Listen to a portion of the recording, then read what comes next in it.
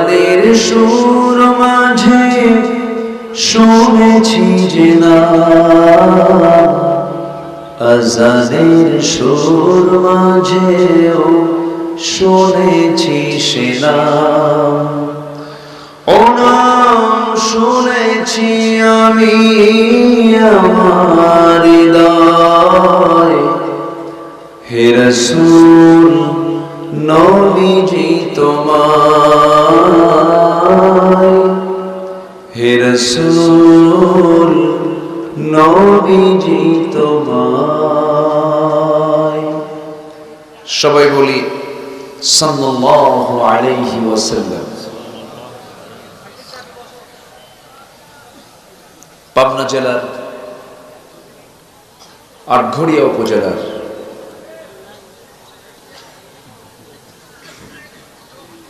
ঐতিহ্যবাহী মদিনাতুল উলুম হাফিজিয়া মাদ্রাসা গঙ্গারামপুর জুমাইখিরি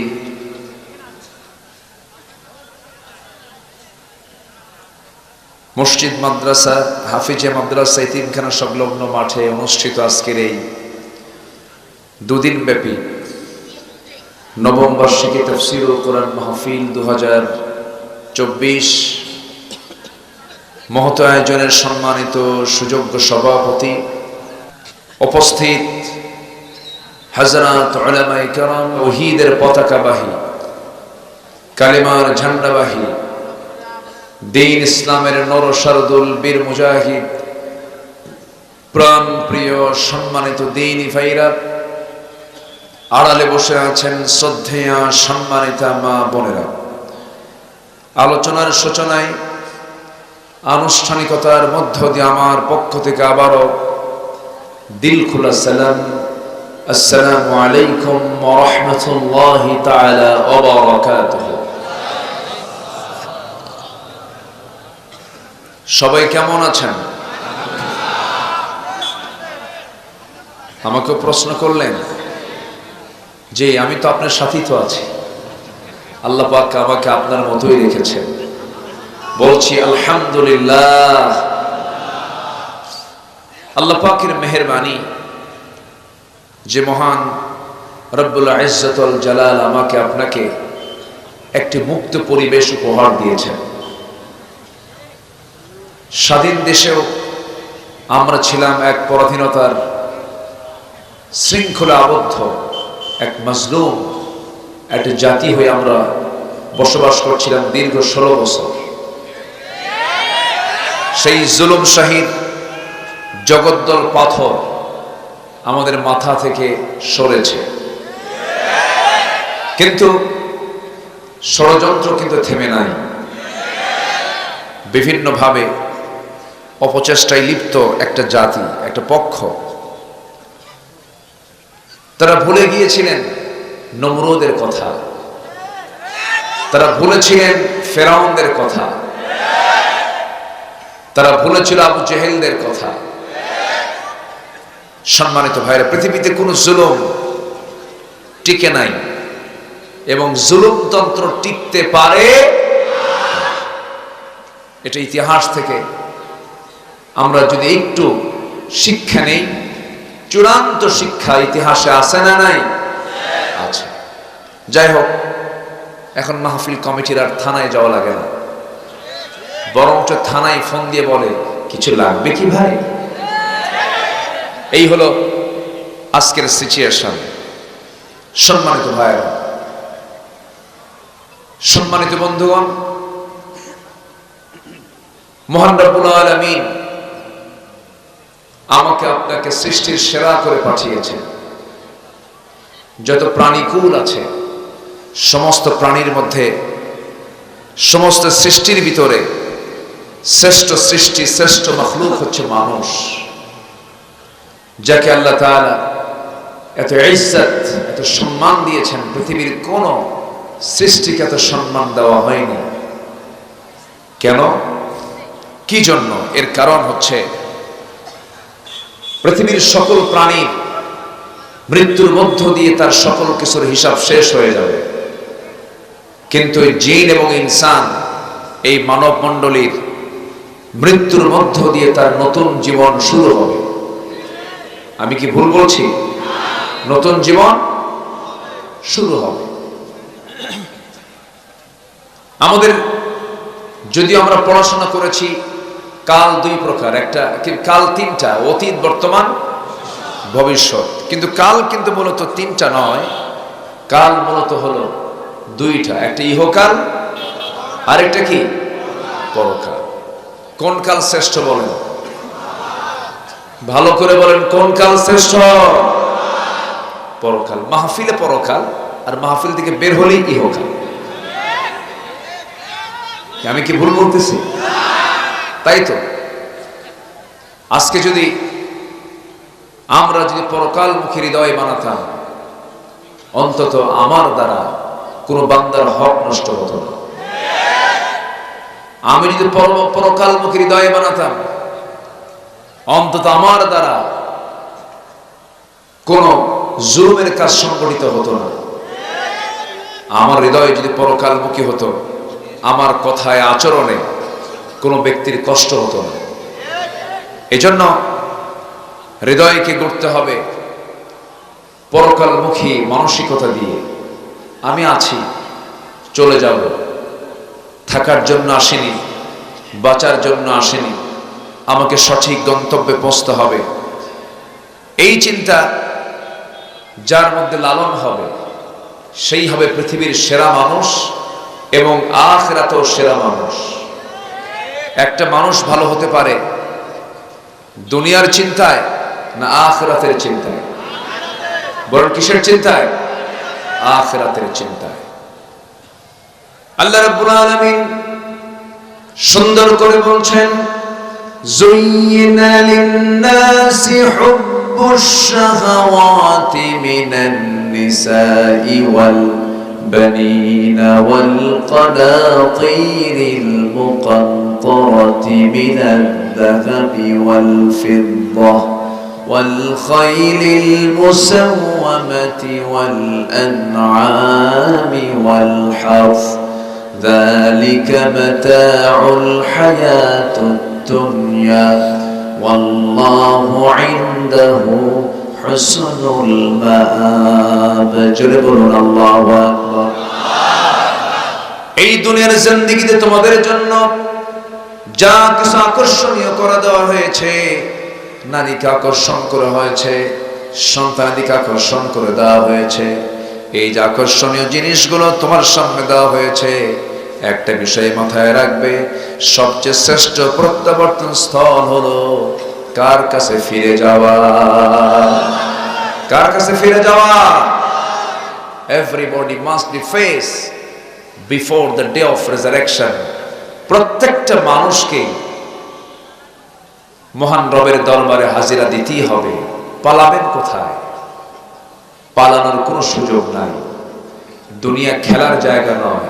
কিন্তু আমাদের এক সাবেক নেতা জাতীয় অঙ্গনে নেতৃত্ব দিয়েছেন, বাতিলদের নেতৃত্ব দিয়েছেন। তিনি দুনিয়ার জীবনকে খেলাই মনে করেছেন বলে মাঝে মাঝে বলতেন, খেলা হবে। বেকুফ এগুলো, বুঝলেন? কোন আক্কল নাই তো, ব্যাক্য। এই ধরনের বেফাস কথা তাদের লেভেল থেকে কি মানায় বলুন তো? তাদের লেভেল থেকে কি মানায়? এটা জাতির কর্ণধার ছিল তার। এত হালকা কথা, এত বেফাস কথা, এত বাজে কথা এদের মুখে মানায় না। শিশুরা বলতে পারে খেলা হবে, আসো খেলবো। সম্মানিত ভাইরা, কই খেলা তো কিছুই হলো না। এখন সে আছে কই? চতুর্থ আসমানে না আন্ডারগ্রাউন্ডে, আল্লাহ জানে। তবে হ্যাঁ, যা করেছে তার ফলাফল দিয়েছেন কে? আসতে বলবেন না কে? আল্লাহ আছেন, শোনেন, দেখেন, জানেন, বোঝেন। হাইরে, কত মুরব্বী কত কি বলছে। আহারে, না মরা ছাড়া উপায় না, বলছে না? না মরা পর্যন্ত পায় নাই, কই মরা তো লাগলো না। কি রোড ম্যাপ দিয়েছে 2041, 2041 বলছিল না 2041, 2024 নাই। এত মিথ্যা কথা বলতে পারে? আরে বাপরে বাপ। নির্বাচনের আগ দিয়ে বলল, যদি আপনারা আমাকে নির্বাচিত করেন মদিনার সনদে আমরা দেশ চালাবো। দেখছেন কথার সাইজ দেখছেন? মদিনার সনদে দেশ চালাবে, অথচ দলটা ইসলামী দল না। দলটা কি ইসলামী দল বলেন তো? তাহলে একটা অনিসলামী দলের একজন নেত্রী বলতেছে আমাকে নির্বাচিত করলে পরে মদিনার সনদে আমরা দেশ চালাবো। হ্যাঁ চালাইছে, চালায়নি তা নয়, চালাইছে মদিনার সনদে নয়, মোদির সনদে। ঠিক কিনা? জনগণ ধরে ফেলেছে, ধরে নাই?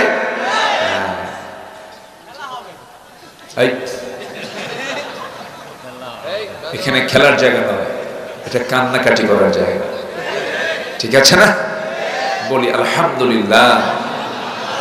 আমি আমার এই 26 বছরের মাহফিল অঙ্গনে আমি চেষ্টা করেছি আমার মুখ থেকে অযাচিত কোনো কথা না বের করা। যারা আমার আলোচনা শুনেছেন সুন্দর মনে, তারা বুঝেছেন আমার মুখ থেকে আমি এরকম বেফাস কথা আমি বলতে চাই না। কারণ কোরআনের একটা সম্মান আছে না নাই বলেন তো? এই তাজিম আছে না বলেন তো? সম্মান আছে, বেফাস কথা বলা যাবে না। তো এই অঙ্গনগুলোকে কিছু বদমাই 16 বছর নষ্ট করছে। এর মধ্যে একটা হলো যে নাচানাচি করে, তেহারি না?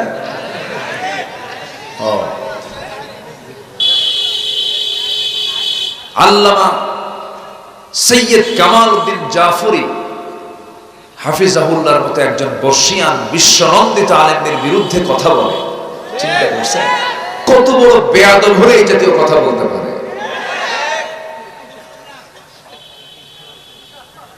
এই মাহফিল, এই মঞ্চগুলোকে আমরা কলঙ্কিত করতে চাই না। কোন বাজে বেহুদা হক কথা নাই, স্পষ্ট কথা নাই, এমন কোন মেহমানকে এই মঞ্চে তোলাই ঠিক না। আমি কি ভুল বলছি? আমি কি ভুল বলছি? শামীম ওসমান তার ওয়াজ শুনে এসে বলে, হুজুর আমি আপনার খুব ভক্ত, আপনার বিশেষ করে জিকির যা করেন না আপনি, ব্যাপক ভক্ত আমি, মানে ওটাও সো। আর কিছু বললাম না।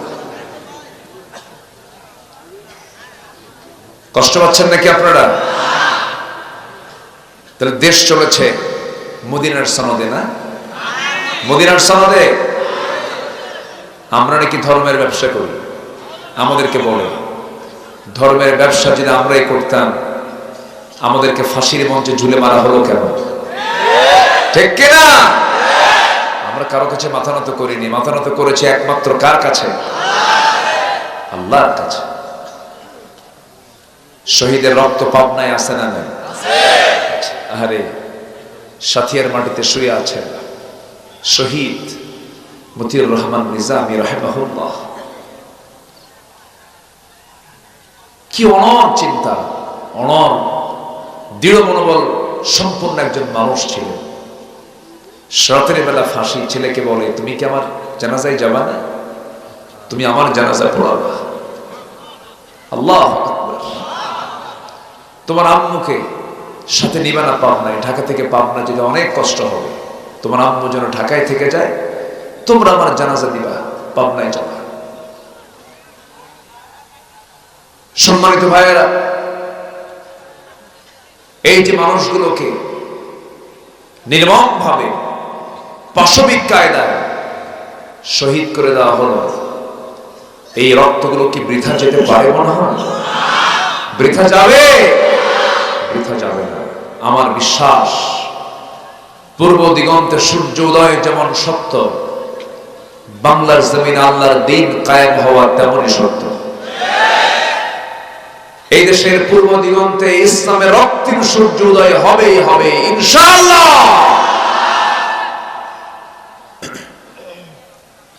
আমাদেরকে ধর্মের ব্যবসায়ী বলেন, অথচ মুখের দাড়ি ছিল সাদা, মাথার চুল ছিল সাদা, জামাটাও সাদা, পাজামাও সাদা, সাদায় সাদায় ফেরেশতা।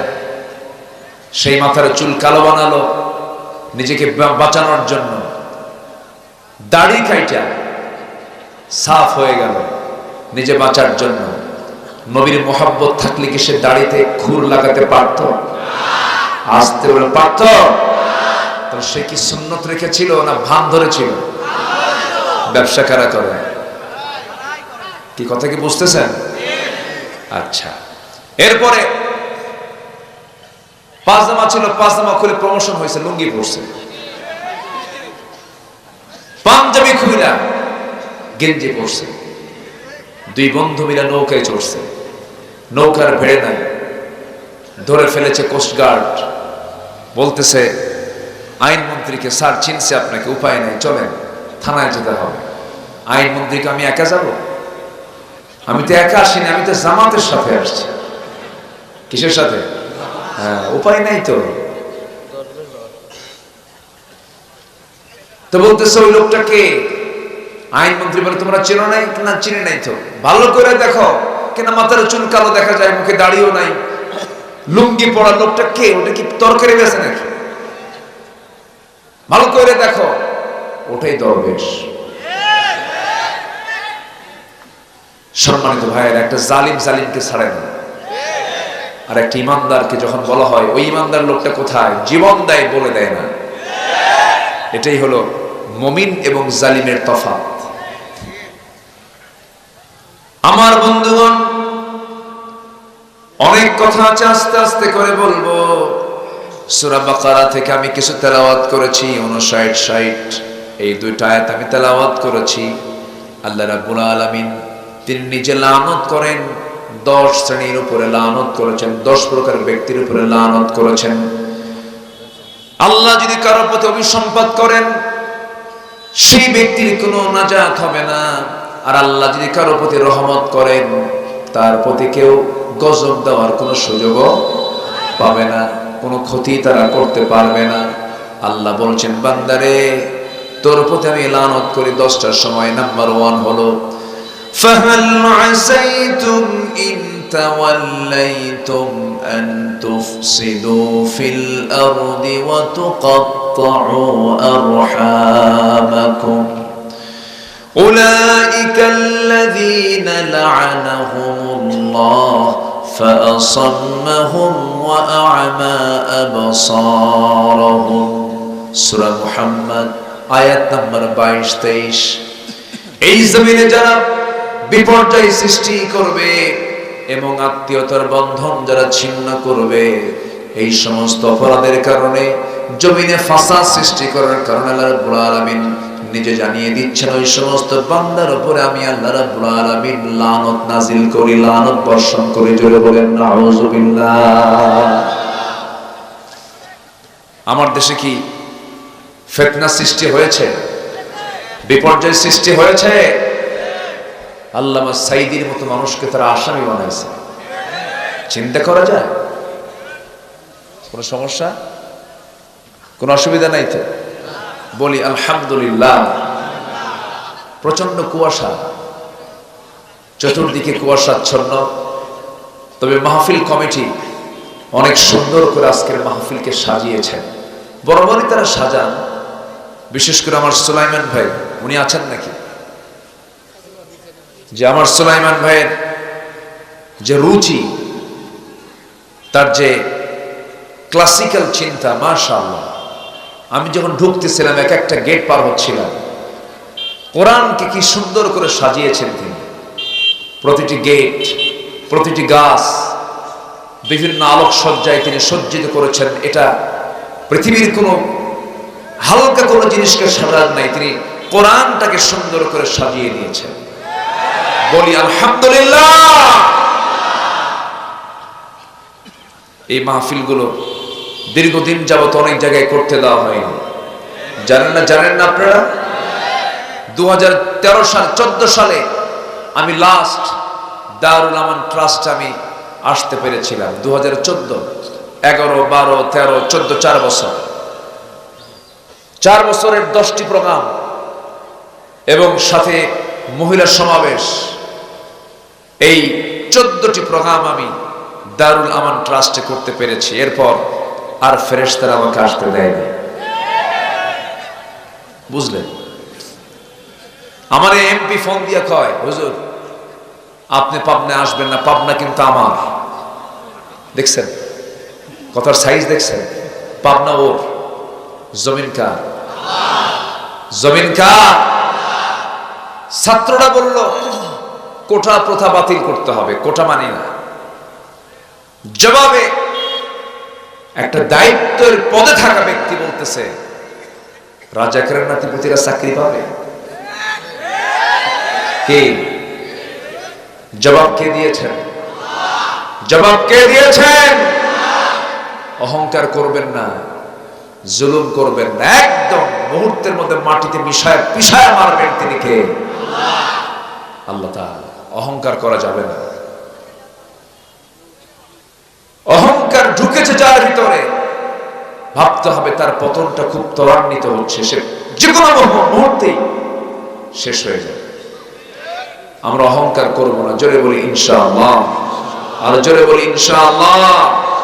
অহংকার করার যোগ্যতা একমাত্র কার? কে অহংকার দেখাতে পারে? আল্লাহ। তার অহংকার করা মানায়। আপনি কিসের অহংকার করবেন? আপনি চেহারার অহংকার কিচ্ছু না, শুধু লুজ মোশন হওয়া দরকার। 4-5 বার গেলেই শীত হয়ে পড়বা। টাকার অহংকার কিচ্ছু না, শুধু বডির ভিতরে 2-1টা টিউমার হওয়া দরকার, আর মাউন্ট এলিজাবেথে একটু ঘন ঘন যাওয়া দরকার, সব শেষ। ক্ষমতার বড়াই দেখাও, কোনো লাভ নাই। এখন কুত্তাও তোদের দাম দেয় না, ঠিক কিনা? কষ্ট পাচ্ছেন আপনারা? কষ্ট পাচ্ছেন? কি জুলুমগুলো করেছে, কি দোষ ছিল আমাদের বলেন তো? কত মাহফিলে যে হামলা হয়েছে, কত মাহফিলে যে আমাদেরকে ধরে নিয়ে যাওয়া হয়েছে, এর হিসাব নেই। 2018 সালের দিকে মামলা তো শুরু হয়েছে 2000 সাল থেকে।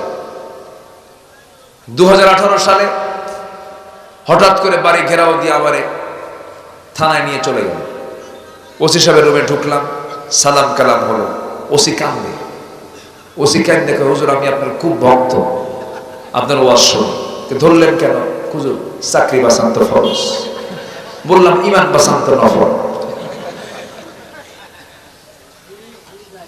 মামলা খান দিয়ে বলে, হুজুর সমস্যা নাই, যান তো জেলখানা, নির্বাচনটা হয়ে যাক। দেখছেন কথা কি বুঝতেছেন? বললাম নির্বাচন হয়ে যাবে, হ্যাঁ ভোট দেবে কারা? কবর থেকে উঠে এসে লোকজন ভোট দেবে। ভোট দেয়নি? কবর থেকে উঠে এসে লোকজন ভোট দেয়নি? এই দাদা দাদি ভোট দিয়ে যায় নাই? চাকমোহরের এক লোক বলে, হুজুর আমার দাদা দিকে দেখার খুব শখ হয়েছে, তো ভাবলাম নির্বাচনের দিন তো আসবে। মারে বললাম, মা দাদি তো বহু আগে মারা গেছে, তুমি কিছু পিঠা বানাও। কি কথা কি বুঝতেছেন? খুব মজা করে উনি আমাকে এই কথাগুলো বললেন। সম্মানিত ভাইয়েরা, সম্মানিত বন্ধুগণ, আমাকে মামলা দিয়ে জেলখানায় ঢুকায় দিল। ঢুকলাম, ঢোকা মাত্রই দিকে মুরব্বী বুড়া মানুষ, দাঁত পড়া, হাত পা চামড়াগুলো কুচকে গেছে, আমারে দেখে লম্বা একখান সালাম দিয়ে বলে, হুজুর আপনি জেলখানায়? খুব খুশি হলাম। তো বললাম, ঢুকলাম জেলখানায়, খুশি হলেন আপনি, এটা আবার কেমন কথা?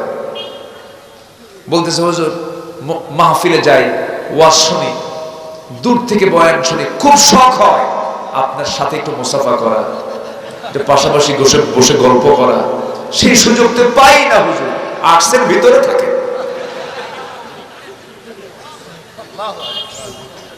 এখন চাচাকে বললাম, চাচা আপনার মামলা কি? আপনি এখানে কেন? আপনি কি অকাম করে আসছেন? তাহলে বাবা আমি বোমা মারছি, বোমা বোমা। বলে যে বাবা যে আমার নামে বোমা হামলার মামলা দিছে।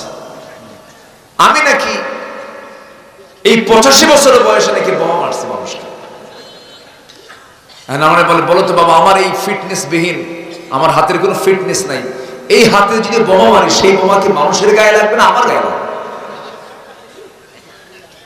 এই হলো ওদের কীর্তি, যা দেখিয়েছে ওরা। আমরা জগদ্দল পাথর আমাদের মাথা থেকে সরাতে পেরেছে আল্লাহর রহমতে, বলি আলহামদুলিল্লাহ। যুবকরা আজকের মাহফিলে বেশি, এটা ইতিবাচক দিক। যুবকরা তোমরা আর বসে থাকবে না, আরো কাজ আছে তোমাদের, কাজ আছে না নাই? না, আয়াত আছে না নাই? একটু বলি। আল্লাহ রাব্বুল আলামিন বলেন, আল্লাযীনা ইম্মাক্কান্নাহুম ফিল আরদি আকামুস সালাহ ওয়া আতাউস যাকাতা ওয়া আমারু বিল মা'রুফ ওয়া নাহাউ আনিল মুনকার ওয়ালিল্লাহি আকিবাতুল উমুর। জোরে বলুন আল্লাহু আকবার। দুনিয়ার জিন্দেগিতে আমি যাদেরকে রাষ্ট্রীয় ক্ষমতা দিয়ে দেব, তারা ক্ষমতা পেলেই 4 দফা সমাজে চালু করে দিবেন, রাষ্ট্রে 4 দফা তারা বাস্তবায়ন করবেন। নাম্বার 1 হলো নামাজ কায়েম করবে তারা। নাম্বার 2 হলো যাকাত তারা আদায় করবে, যাকাত কায়েম করবে তারা। সৎ কাজের আদেশ দেবে, অসৎ কাজের বাধা দেবে। এই 4টা কাজ যদি করা হয়, আমার আল্লাহর এক জায়গায় ওয়াদা করে বলছেন, ওয়া'আদাল্লাহুল্লাযীনা আমানু মিনকুম ওয়া আমিলুস সালিহাতি লায়াস্তাখলিফান্নাহুম ফিল আরদ। আরেক জায়গায় বলছেন, লাফাতাহনা আলাইহিম বারাকাতিম মিনাস সামাই ওয়াল আরদ। যদি তোমরা আমার হুকুমটাকে মেনে চলো, আমার আকাশের দরজা, জমিনের সমস্ত রহমতের দরজা আমি আল্লাহ তোমার জন্য খুলে খুলে দেব। জোরে বলি সুবহানাল্লাহ। এই জমিন আইন চলতে হবে কার? আসতে বলবেন না, কার? অতএব রাষ্ট্রীয় পর্যায়ে নামাজ কায়েমের জন্য দরকার বেনামাজি সরকার না নামাজি সরকার? এই যাবৎ পর্যন্ত যা পাইছি আমরা, নামাজি সরকার পাইছি না বেনামাজি সরকার পাইছি? কি সরকার পাইছি আমরা? বেনামাজি। আমরা আর বেনামাজি চাই না, আমরা আর বেনামাজি সরকার চাই না, আমরা নামাজি সরকার চাই। কারা কারা হাত উঁচু করে দেখান মুসলমান?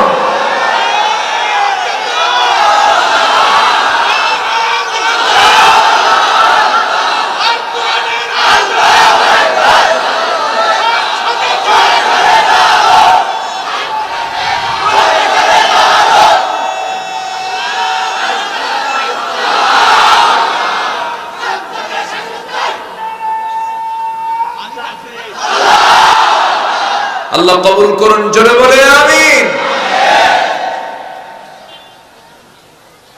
আল্লাহ 10টা শ্রেণীর উপরে লানত করেন। 1 নম্বর হলো যারা ফাসাদ সৃষ্টি করে। যারা কি সৃষ্টি করে?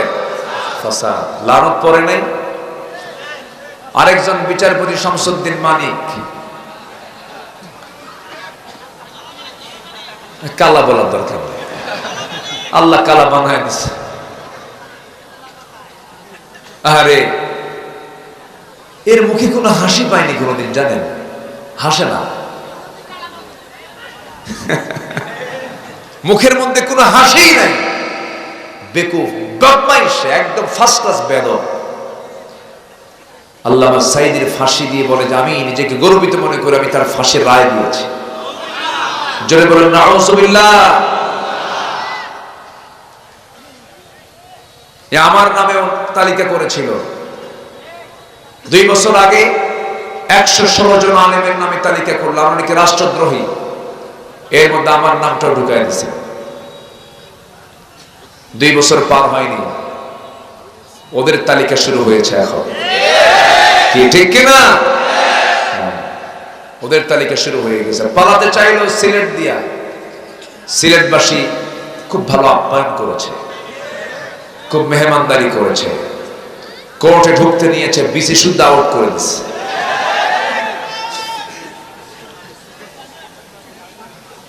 সম্মানিত বন্ধুগণ, একটু হাসতে হয়। এই লোকটার মুখে হাসি দেখি নাই, বেদব টাইপের। যারা হাসে না তাদের বউরা মনে মনে দোয়া করে এটা মরবে কোনদিন। একটু হাসা উচিত। আমার নবী হেসেছেন, বউদেরকে নিয়ে খুনসুটি করেছেন। আমার নবী যে বউ ছাড়া খুব কম চলেছেন, জীবনে হজ করেছেন একবার। কয়বার? বউ ছাড়া যাননি, বউকে সাথে নিয়ে গেছেন। আম্মা জান আয়েশাকে সাথে নিয়ে একবার হজ করেছেন, তাও একবারই তার বউকে সাথে নিয়েছেন। আমার এই বয়ানে আমার মায়েরা খুব খুশি, হুজুর ভালো করে করেন, বুড়া খালি একা একা যায়, আমারে নিয়ে যায় না। আম্মা জান আয়েশা বলেন, রাসূল যখন ইহরাম বাঁধবেন, ইহরামের কাপড় যখন তিনি বাঁধবেন, ইহরামের নিয়ত করছিলেন, সেই সময় রাসূল তার হাত দিয়ে আমার সঙ্গে সহবাস করলেন, পবিত্র হলেন। এরপর ইহরামের কাপড় তিনি বাঁধলেন। স্ত্রী হচ্ছে ইমানের পাহারাদার। আমি প্রায় কথাটা বলি, বউ কাছে থাকলে শয়তান পাত্তা পায় না। আসতে কয় ঠিক কিনা? আপনি যত ফিতনার মধ্যে যান না কেন, যত বেহায়ার পরিবেশ আপনি যান না কেন, সমস্ত এখন বেহায়া দিয়ে ভরা। বউ যদি সাথে থাকে, উপায় নাই আপনি অন্য কোন নারীর দিকে নজর দিবেন, উপায় নাই। এটা হচ্ছে ফার্স্ট ক্লাস দারোগা, তাকাতে পারবেন না তো। হঠাৎ করে যদি ওর মাঝেই যদি 20-30 সেকেন্ড যদি কোনো পরনার দিকে যদি নজর দেন, আর এটা যদি আপনার বউটা যদি একবার দেখে যে তাকায় ছিল, কিচ্ছু বলবে না সারাদিন। বাইরে তো সন্ধ্যার পরে যখন বাড়ির মধ্যে ঢুকবেন, হয়তো নিরিবিলি পরিবেশে ডাক দিচ্ছেন, ঝর্ণা কিসের তোমার ঝর্ণা, ছায়া থাকো আরেক দিকে, মহব্বত দেখাও না, কি লাগবে কিনা, লাগবে কিনা। এই জন্য বউ নিয়ে ঘুরবেন, অন্যের বউ না কিন্তু নিজের বউ। যুবকরা বিয়ে করতে ইচ্ছে করে, দেখেন কিছু বুড়া চাচাও করে, এই বুড়ি জানলে কিন্তু খবর আছে। যে যুবকের বিয়ে করার ইচ্ছা হয় না, ওর যে কোনো একটা সমস্যা হবে, পুরুষত্ব নাই, অথবা ও বাইপাস মারে। তাহলে বিয়ের আগ্রহ দরকার আছে না নাই? বিয়ে করতে হবে। ফানকিহু মা তাবা লাকুম মিনান নিসা মাসনা ওয়া সুলাসা ওয়া রুবা। বিয়ের কথা কে বলে দিয়েছেন? কে বলে দিয়েছেন? এক সাহাবী বিয়ে করতে চান, বিয়ে হয় না, খালি বিয়ে ভেঙে যায়। এরকম হয় না? হয় না? খালি বিয়ে ভাঙে। তো সাহাবীরও বিয়ে ভাঙছে, কিন্তু বিয়ে ভাঙলে হতাশ হওয়ার কোনো কারণ নাই, বিয়ে হবে ইনশাআল্লাহ। কারণ বিয়ের আগে ইডিট ফিনিশ করবা না, বিয়ের আগে বিবাহ পূর্ব কোনো নোংরামি করবা না। যুবকরা, তোমরা দেশকে স্বাধীন করেছো নতুন করে, চরিত্রহীন হওয়া যাবে না। চরিত্র হচ্ছে সবচাইতে বড় শক্তি, সুন্দর চরিত্র সবচাইতে বড় শক্তি। চরিত্র নষ্ট করে এটা কি আবার? ও, এটা খালাম্মাদের কাম। মাদ্রাসার জন্য 4টা ডিম দিয়ে গেছে না, এখনো গ্রামীণ ঐতিহ্যগুলো আছে, এখন ভালো। আল্লাহ কার দানে কি পুরস্কার দেন বোঝা মুশকিল। যে প্রকার দান করছেন এতিমদের জন্য আল্লাহ তুমি কবুল করে নাও, জোরে বলি আমিন। যার বিয়ে হয় না, টেনশন নাই, বিয়ে হয়ে যাবে। চাইতে হবে কার কাছে? আল্লাহর কাছে বলতে হবে।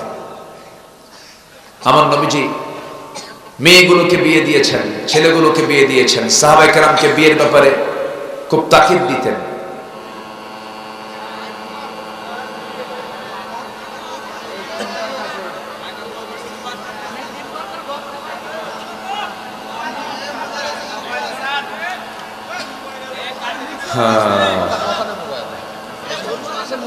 মেশিনের সাথেই আছে মনে হয় না? হ্যাঁ দেখছেন সবাই কিন্তু ইঞ্জিনিয়ার, তারা সরাই দেন। এই ফোন বাজলে এটা আওয়াজটা আসে। ফোন তো একটা বিশাল বিড়ম্বনা, বুঝলেন? রাত 3টার দিকে একদিন দেখি ফোন দিছে আমাকে একজন, ফোন দিয়ে বলে, হুজুর আমি আপনার ওয়াজ শুনে কাঁদতেছি। তো কান্দেন কেন হুজুর? ওয়াজ শুনে আর থাকতে পারলাম না, চোখে পানি চলে, হুজুর দোয়া করে। বলেন তো রাত 3টার দিকে ঘুমন্ত অবস্থায় কি দোয়া হয়? তো রাগ করি নাই, বললাম যে না দোয়া করলাম। আরেকদিন এরকম গভীর রাত্রে আমার পাশে বউ শুয়ে আছে, একজন ফোন দিছে, মহিলা কণ্ঠ। তো ফোন দিয়ে বলে, কি করছো তুমি? আমি তো বড় বিপদে পড়ে গেলাম, বড় মুসিবতে পড়ে গেলাম যে এটা আবার কি হলো, আমি তো চিনি না তাকে।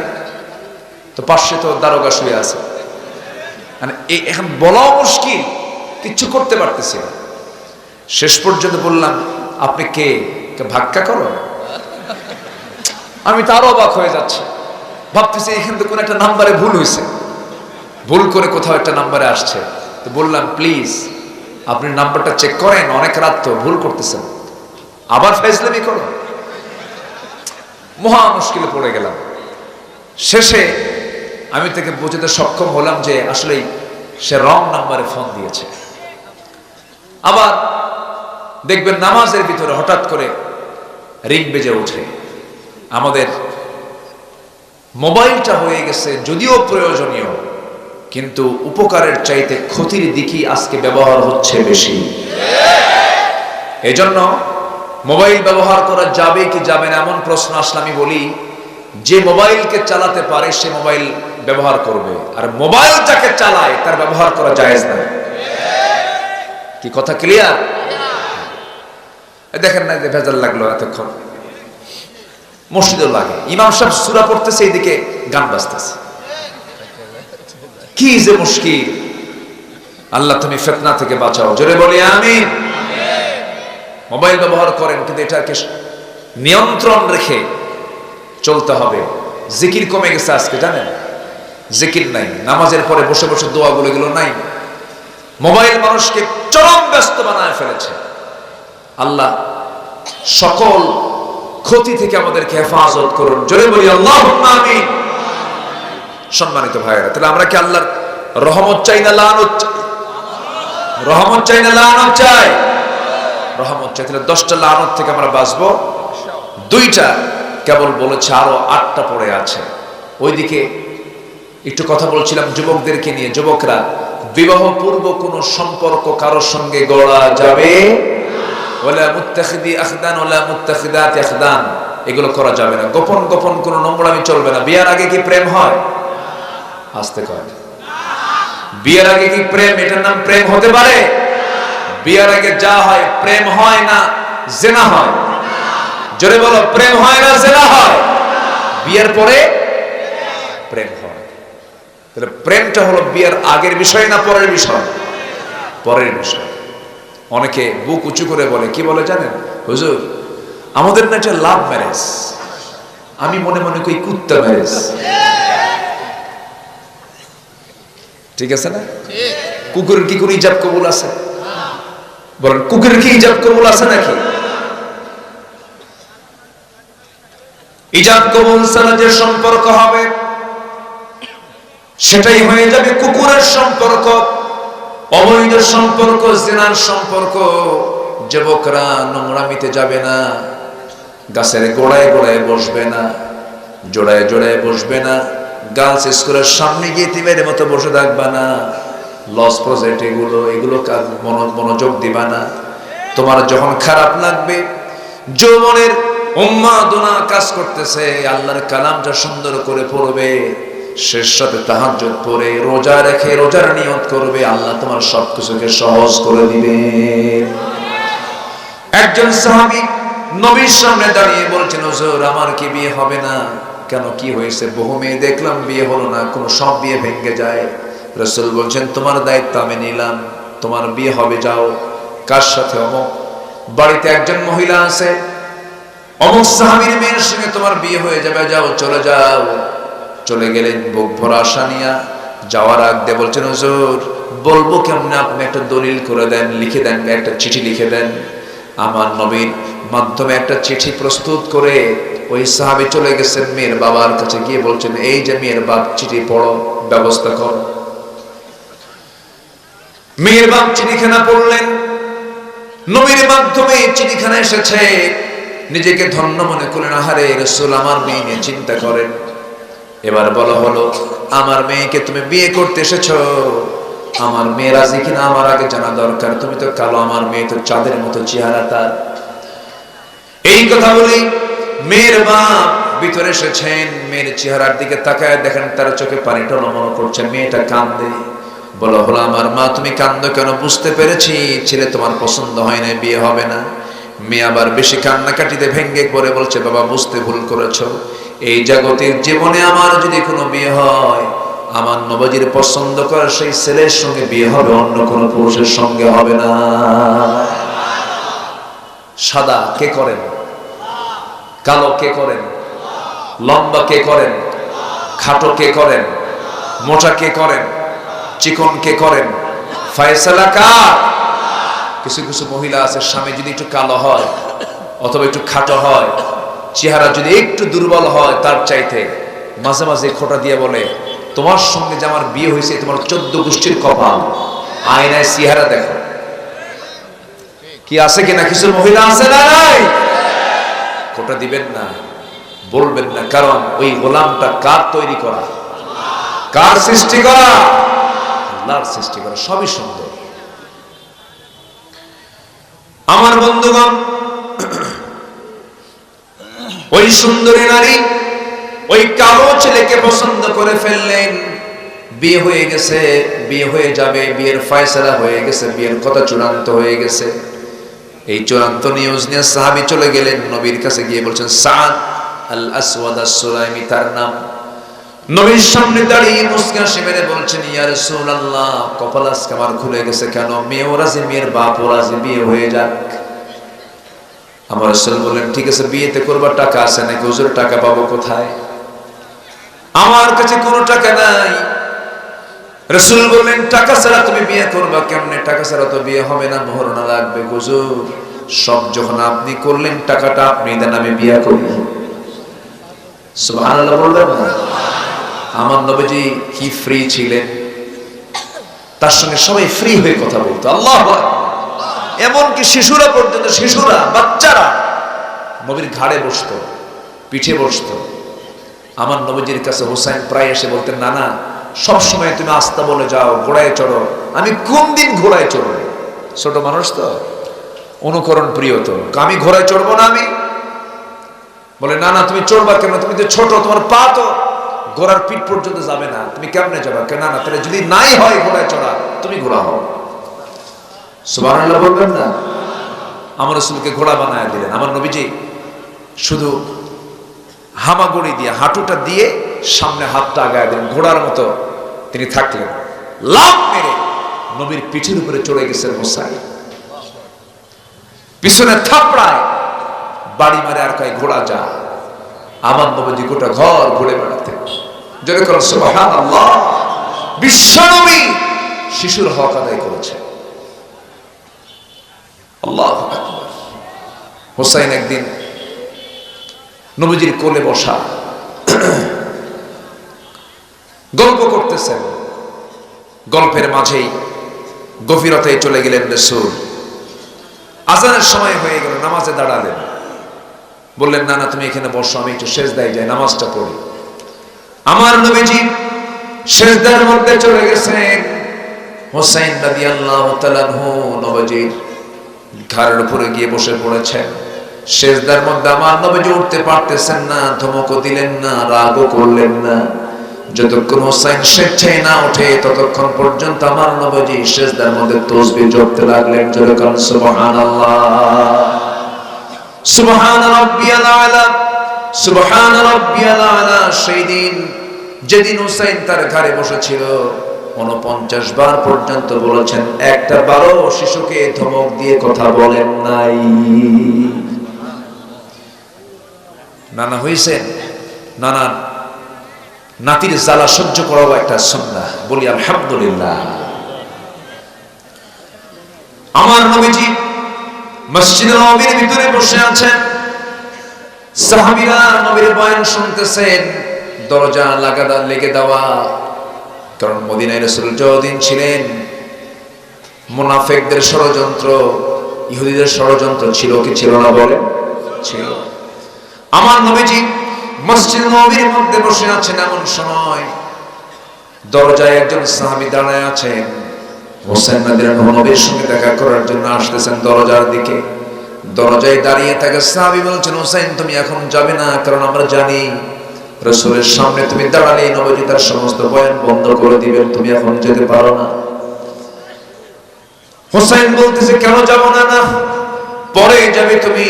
হোসেন তিনি খেপে গিয়ে রেগে গিয়ে বলছেন, ও চাচা, তোমরা যে নবীর কথা তোমরা তার সামনে বসে বসে ঘন্টার পরে ঘন্টা শোনো, সেই নবীর চাইতে আমি হোসেন হাজার গুণে বড় রাস্তা ছাড়।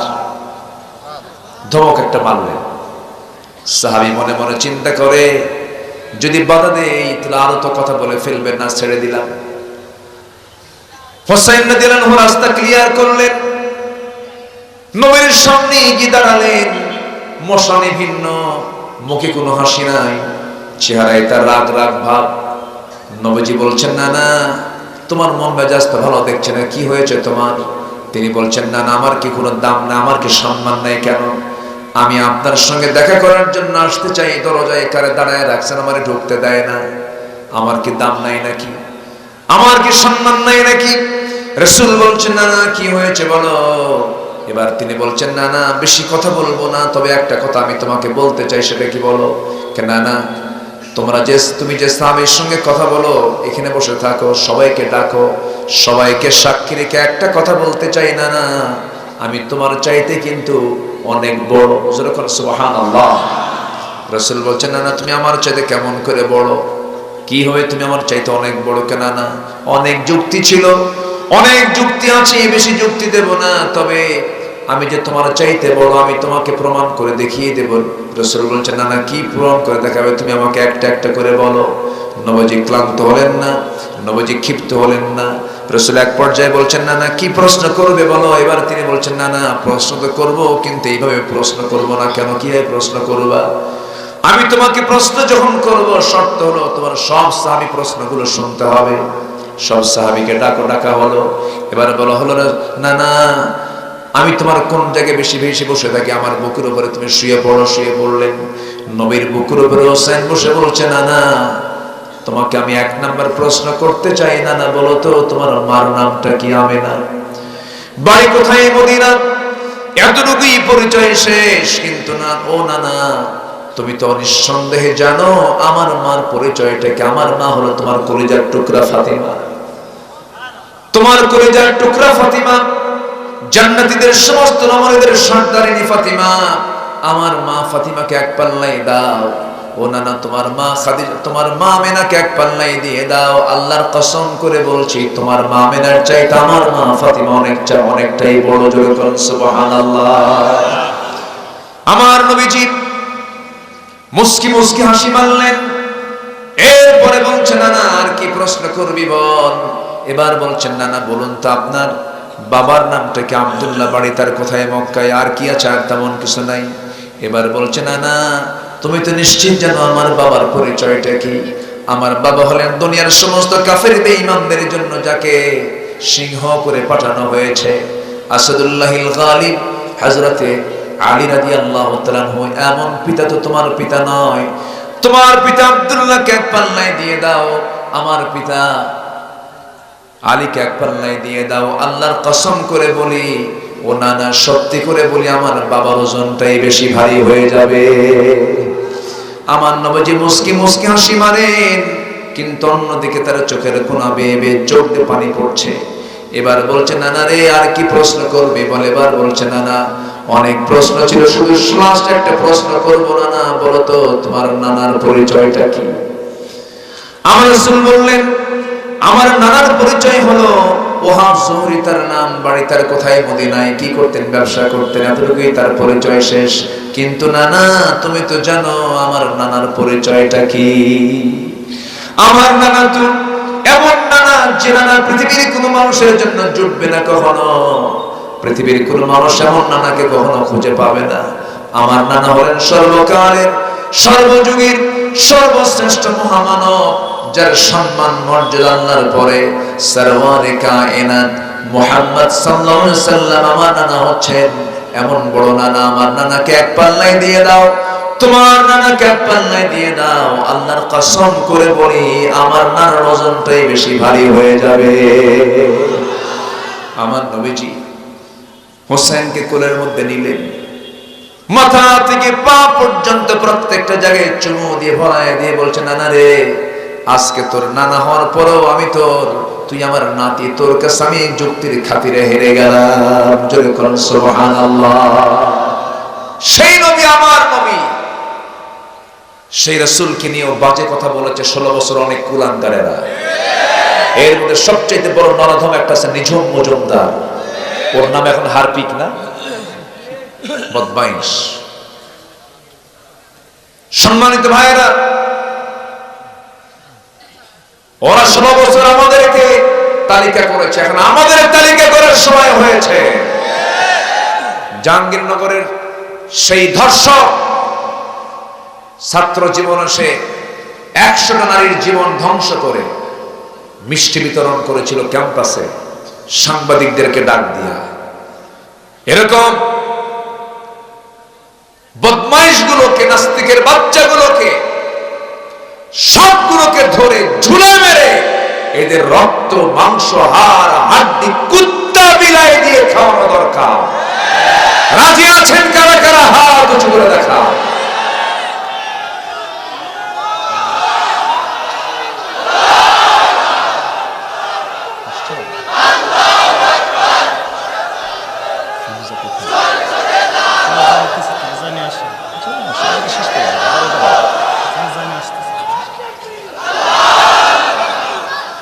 আল্লাহ কবুল করুন, জোরে বলি আমিন, আরো জোরে আমিন। সম্মানিত ভাইরা, আল্লাহ পাক লানত দিয়েছেন কয় শ্রেণীর উপরে? হাতের আঙ্গুল কয়টা? কয়টা? নখ কয়টা? লানত দিয়েছেন কয় শ্রেণীর উপরে? 10 শ্রেণীর উপরে। আজকের আলোচনায় নাম্বার 1, যারা সমাজে ফাসাদ সৃষ্টি করবে। নাম্বার 2, যারা আত্মীয়তার বন্ধন যারা নষ্ট করবে। বোনকে সম্পদ দেবে না, জমি বুঝে দেবে না বলে বোনের সঙ্গে কথা কয় না এক যুগ, এরকম ভাই মনে হয় আটঘরিয়ায় নাই। এলাকায় কি বন্ধের হিসাব দিয়ে দেয়? জমা জমি দেয়? হ্যাঁ, দেয় না। কি করে? খালি দোয়া চায়। খালি দোয়া চায় না, দোয়া চায়। আমি কি শেষ করে দেব? শেষ করে দেই?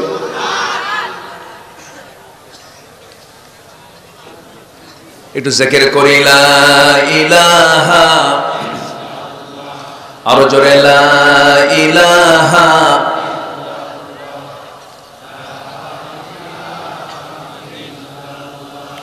আরো জোরে লা ইলাহা, সুবহানাল্লাহ আলহামদুলিল্লাহ, লা ইলাহা ইল্লাল্লাহ মুহাম্মাদুর রাসূলুল্লাহ সাল্লাল্লাহু আলাইহি ওয়াসাল্লাম। সম্মানিত ভাইয়েরা, মাহফিল কমিটি আমাকে অনেক আগেই বলেছিলেন যে একটু আপনার মুখ দিয়ে যদি আপনি বলেন, আজকের মাহফিলের যারা শ্রোতা তারা কষ্ট পাবে না, বিরক্ত হবে না। মাদ্রাসা তো, যদি